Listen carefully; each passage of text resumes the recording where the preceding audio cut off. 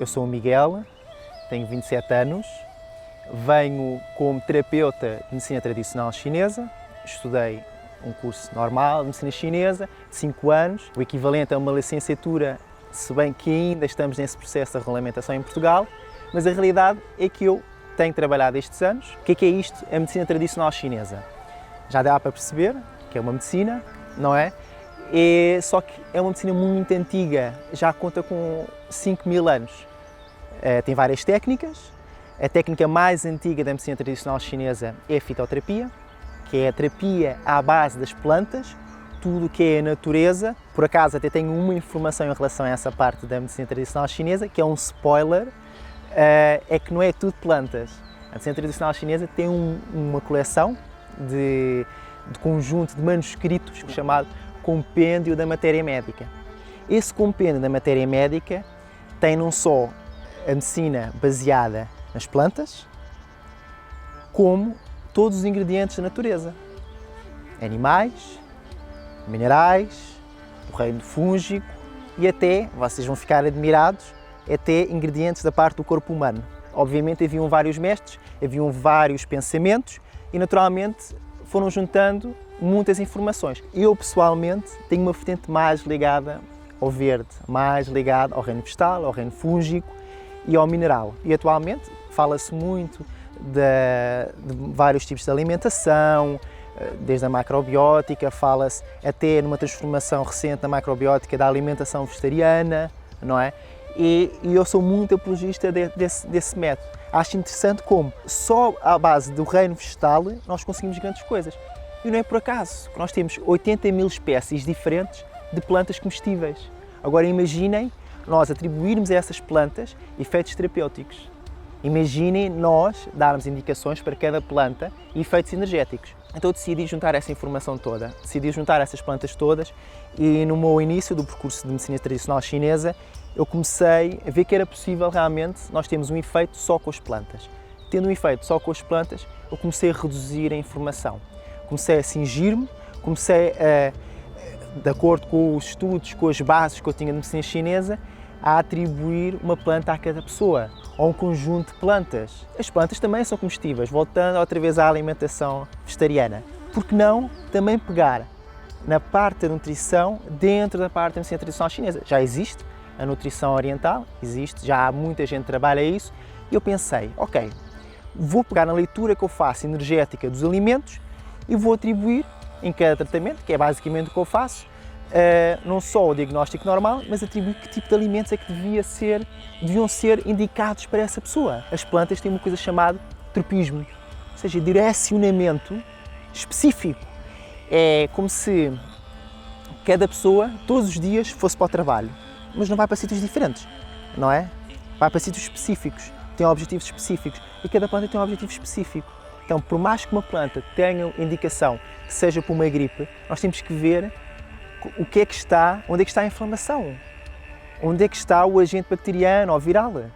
E aí escolhemos as plantas apropriadas. Nem todas as patologias são iguais e nós podemos realmente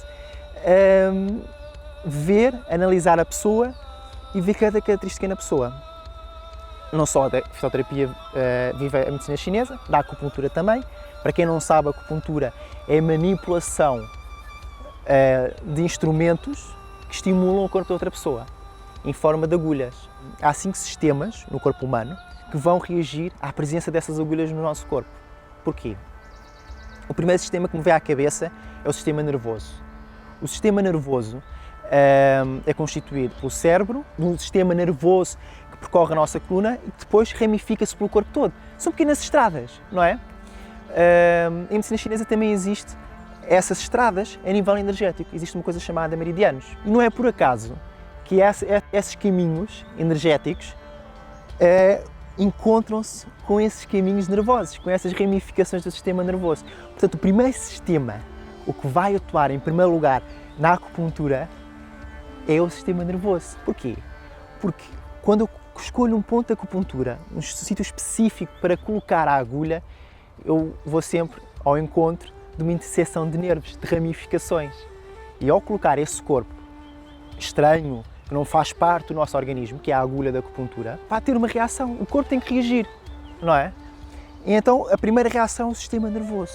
Começamos a enviar sinais, o sistema nervoso começa, ups, espera lá, temos aqui um corpo estranho, temos que reagir. Então começa logo a ligação, o cérebro começa logo a reagir o corpo todo. E quando começa a reagir, como começam esses sinais elétricos, começam a vir mais sistemas à baila. Começa a entrar o sistema sanguíneo, os nossos vasos, as nossas irrigações sanguíneas e linfáticas e começam a criar defesas, principalmente o nosso sistema sanguíneo, porque nós temos pequenos corpos no sistema sanguíneo que permitem defender-nos contra corpos estranhos.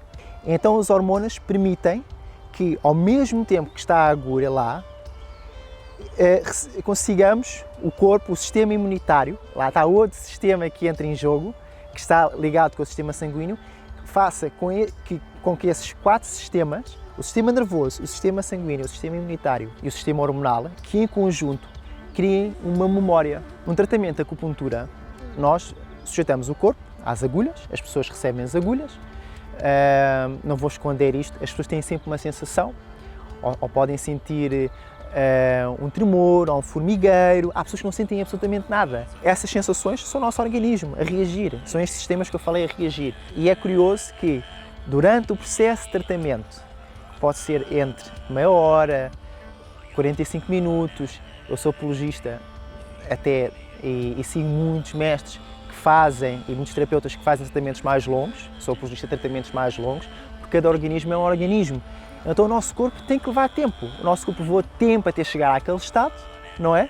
Àquela situação, àquele síndrome, e depois nós temos que também respeitar esse tempo de recuperação. E durante esse tempo, o tratamento, no primeiro tratamento, o corpo está-se a reajustar, está a reagir às agulhas, está a criar essas defesas, todas essas memórias.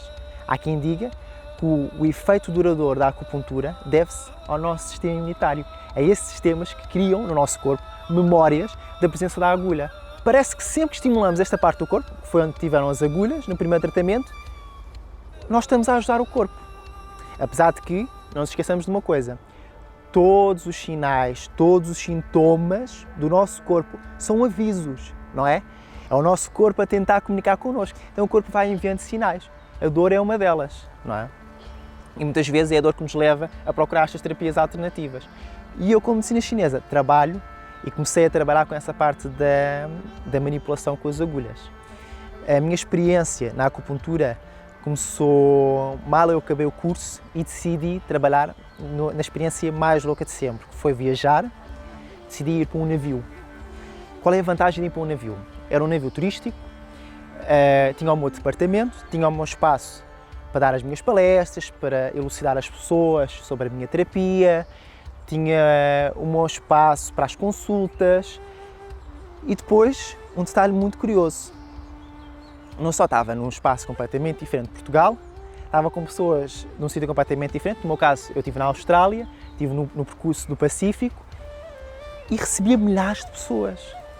Eu, em 7 meses de experiência naquele navio, fiz uma data de cruzeiros e nesses cruzeiros todos, em cada cruzeiro, eu recebia entre 1000 a 2000 pessoas.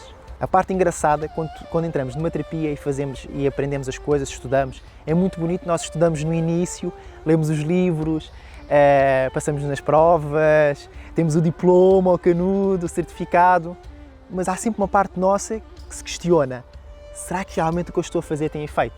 Eu sempre fui muito cético em relação a montes de coisas, mas eu sempre tive uma postura de ceticismo, mas de experiência. Vamos experimentar e ver se realmente há efeitos. Às vezes é preciso este espaço de meia hora, 45 minutos, em que vamos ter com alguém e essa pessoa está inteiramente dedicada a nós. Isso fez-me falta. Eu, como terapeuta, eu tinha a minha forma de trabalhar, mas poucas são as pessoas que têm a mesma forma que eu de trabalhar. Eu não acrescento. Eu trabalho com o que já há, que é o próprio organismo da pessoa. Eu vou dando sinais e vou dizendo: ok, há alguém que está a tomar atenção a este corpo. Há alguém que está a saber interpretar os sinais. Depois da experiência da Austrália, eu cheguei a Portugal e eu percebi que Portugal tem muita riqueza. Portugal tem a sua própria medicina e foi aí que eu decidi: eu vou pegar no que temos cá, no que cresce cá, no nosso clima, jogar com a informação que eu sempre joguei. A alimentação à base do clima, da estação, do mês, não é? Aqueles alimentos da época que crescem na altura, eles têm uma função. Não é por acaso que uma melancia, que tem uma natureza fria, que refresca o corpo, aparece tanto no verão. Naturalmente, atenção, não é? Porque tem uma função terapêutica. Por isso é que é tão importante nós comermos esses alimentos em alturas apropriadas e não noutras. Nós temos muito hábito, por exemplo, de comer frutas tropicais no inverno, não é? As frutas tropicais têm a natureza fria. O inverno é uma estação fria. Nós queremos acrescentar, fazer frio com frio, se calhar não. Há métodos, efetivamente, de terapia em que nós tratamos calor com calor, frio com frio, mas nós, no que toca ao nosso organismo, ao nosso sistema digestivo, não é o mais aconselhável. Nós temos um órgão muito conhecido que é o pâncreas, que trabalha com outro que se calhar nem toda a gente conhece, que é o baço. Esses dois órgãos são órgãos que são responsáveis pela absorção do valor energético dos alimentos. Eles têm uma função ligada ao sistema digestivo. Não só, temos mais órgãos, claro, o fígado, porque regula o volume sanguíneo, daí nós, como terapeutas de medicina chinesa, vermos o corpo de uma forma holística. Não há uma digestão, falando agora da digestão, que não implica outros órgãos, que não implica o fígado, que é um filtro, os rins também são outro filtro, o coração, não é, que nos vai bombear o sangue que é necessário para cada reação do corpo, neste caso a digestão. E eu percebi, realmente, eu posso trabalhar com as coisas que são nacionais. E comecei a aprofundar a minha terapia. Comecei a ver que, ok, eu comecei a medicina chinesa numa faculdade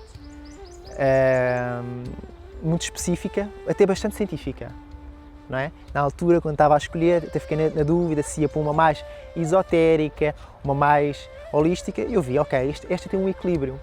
Tem uma vertente científica, não é? Muito a ciência convencionada em Portugal, a do Ocidente, e depois tem a vertente oriental, a vertente mais antiga, não é? E que não desvaloriza nenhuma nem outra, as duas complementam-se.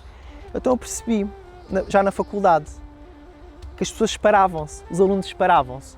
Havia um lado mais científico, um lado mais prático, depois havia outro lado, que também não descurava essa parte. Nós vivemos integrados numa sociedade com certas regras e temos que viver com essas regras, ou devemos procurar aproximar-nos mais ou menos.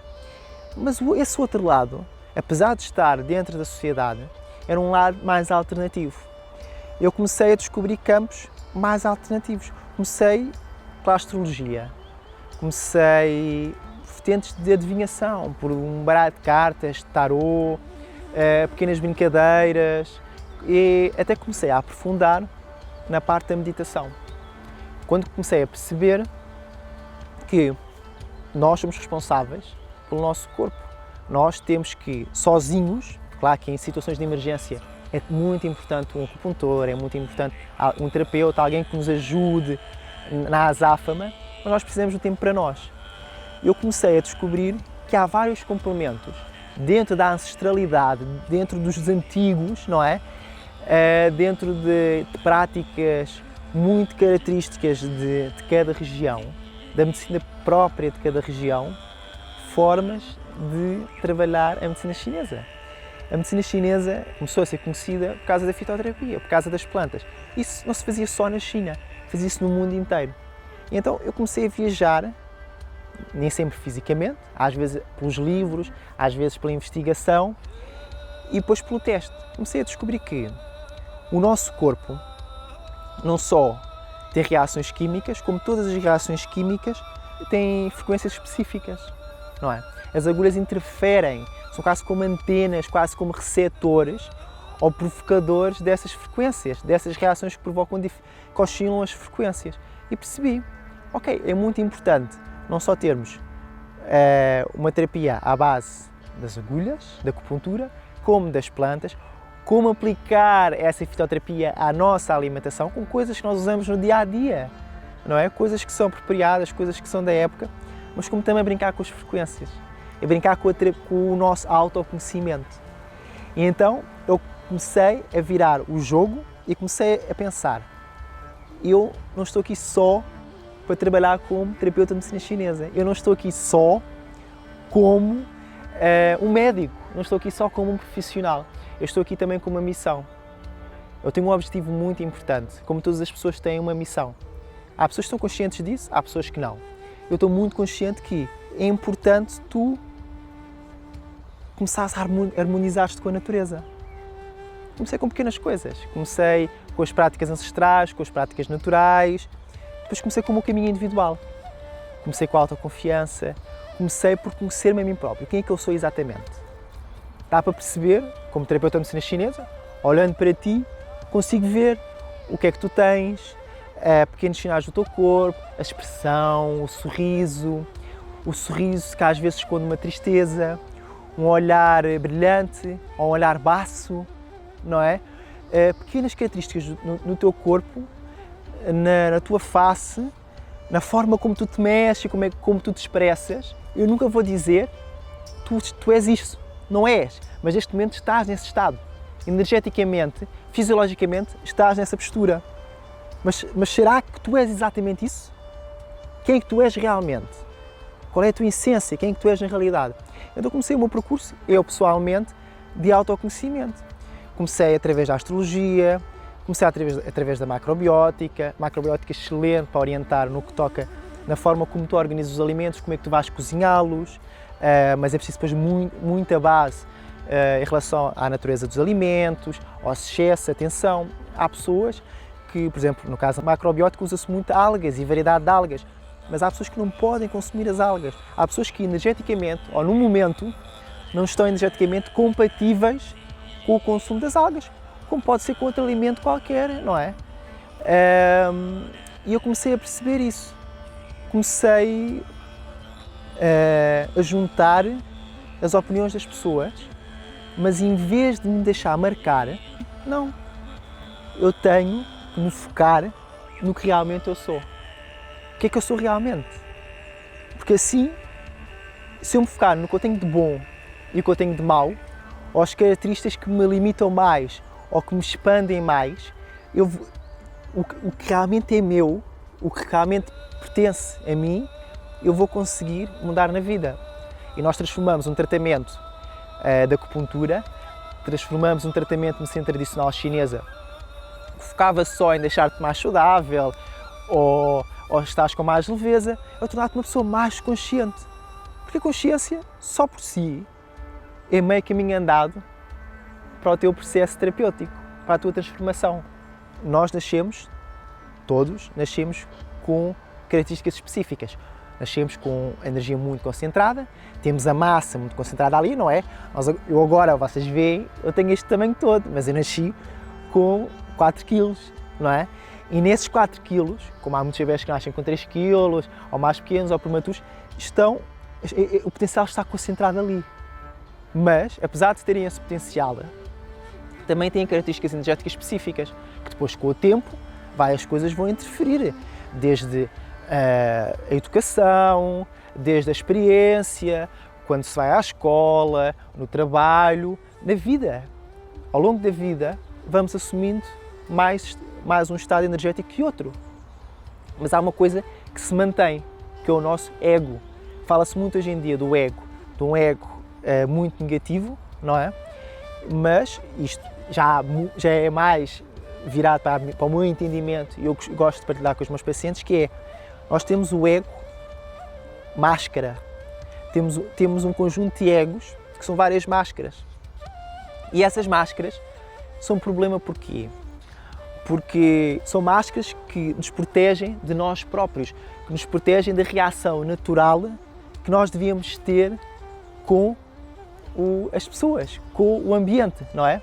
Se nós pegarmos nesses egos, não é, que nós criámos, que a sociedade nos obrigou, por características próprias nossas, a criar, se eliminarmos isso e abraçarmos o ego, a nossa essência, o que realmente somos, nós pegamos nisso e conseguimos começar a trabalhar, conseguimos ir ao encontro da nossa verdadeira missão, começamos a entrar em sintonia.